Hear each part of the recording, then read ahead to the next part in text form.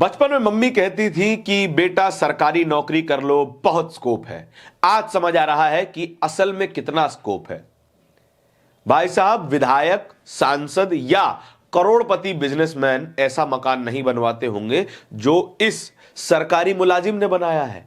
नाम है आलोक सिंह, काम करते हैं उत्तर प्रदेश पुलिस विभाग में कांस्टेबल के पद पे। कांस्टेबल के पद पे रहते हुए सैलरी भले ही 21,000 20,000 रुपए मिलती हो, लेकिन कमाई अपार है। कितनी अपार है, आप जरा एक वीडियो इस वक्त अपनी स्क्रीन पर देखिए। यह वीडियो है उनके ही मकान की, आलोक सिंह के मकान की। ये इतनी आलीशान कोठी ठोके बैठे हैं जितना कोई अच्छी खासी सैलरी लेने वाला व्यक्ति भी आजीवन में नहीं बना सकता। या फिर पूरी जिंदगी कमाई करने के बाद, बिजनेस करने के बाद, टैक्स भरने के बाद जब अगर पैसा बच गया तो शायद ऐसी कोठी बन सकती है। लेकिन सरकारी नौकरी है, सरकारी नौकरी में स्कोप इतना है कि आप चाहे जितनी कोठी ठोकिए, चाहे जितनी पैसा बनाइए, आपको तभी पूछा जाएगा जब कहीं ना कहीं से शायद आपका नाम निकल कर आ जाए। किस मामले में इनका नाम निकल कर आया, उस मामले की ओर बढ़ते हैं। उत्तर प्रदेश में बनारस के आसपास के इलाकों में अवैध कफ सिरप का व्यापार चल रहा था। वो अवैध कफ सिरप जो कि जानलेवा है, वो अवैध कफ सिरप जिसकी वजह से कई बच्चों की जानें भी गईं। और जब इसका भांडाफोड़ हुआ तब पता चला कि इस कफ सिरप के व्यापार में जो लोग शामिल हैं वो पूर्व सांसद रह चुके हैं, जो लोग शामिल हैं वो मौजूदा समय में उत्तर प्रदेश पुलिस में कार्यरत रह चुके हैं और तमाम ऐसे हलकों में अपनी मौजूदगी रखते हैं जो पावर को कंट्रोल करती है। पूर्व सांसद कौन?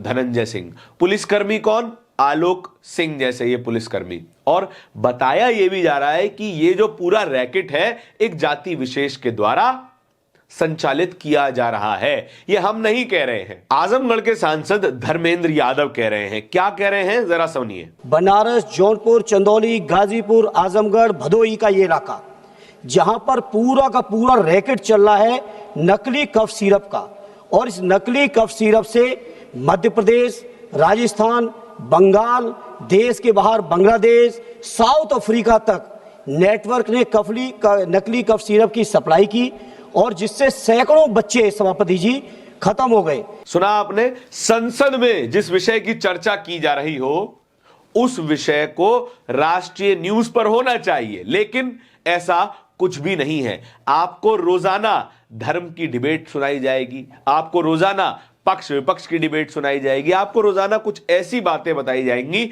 जो आपके भीतर सामाजिक विद्वेष भरने की कोशिश करेगा। लेकिन जब बात आएगी आपके बच्चों की, वो बात आपसे नहीं की जाएगी। क्या वो कफ सिरप आपके घर तक भी पहुंची?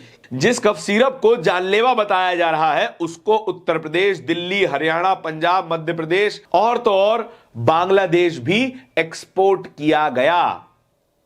देश भर में इज्जत पे बट्टा लगे तो ठीक, हम जाकर विदेशों में भी अपनी साख को खराब करेंगे। और ऐसा नहीं है कि ये किसी को पता नहीं था।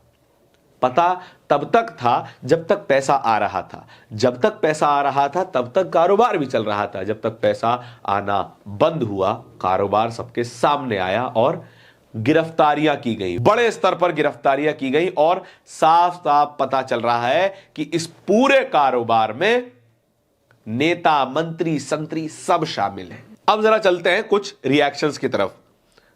आईपी सिंह इस वीडियो को पोस्ट करते हुए लिख रहे हैं, वो जो वीडियो आपके स्क्रीन पे इस वक्त चल रहा होगा, जो जिसमें इस कांस्टेबल का ये बड़ा आलीशान मकान दिखाई दे रहा है। वो क्या लिख रहे हैं? योगी आदित्यनाथ जी के एक सिपाही आलोक सिंह का ये आलीशान कोठी करोड़ों रुपए की है।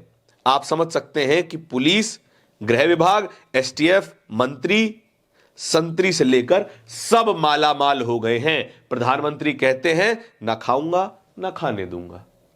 हां, न खाऊंगा ना खाने दूंगा सामान्य लोगों के लिए। नेताजी के करीबी, सरकारी मुलाजिम सब खाइए, सब खिलाइए, बहुत अच्छी बात है। इसी कोठी की कुछ फोटोज को शेयर करते हुए सोशल मीडिया पे लोग लिख रहे हैं ये कोठी किसी सांसद, विधायक, बिजनेसमैन की नहीं है बल्कि एक कांस्टेबल की है। उत्तर प्रदेश में कांस्टेबल की सैलरी 21,700 रुपए होती है, लेकिन मासूम बच्चों की जान लेने वाले कोडिन युक्त सिरप की तस्करी कर यह शानदार मकान बनाया गया है।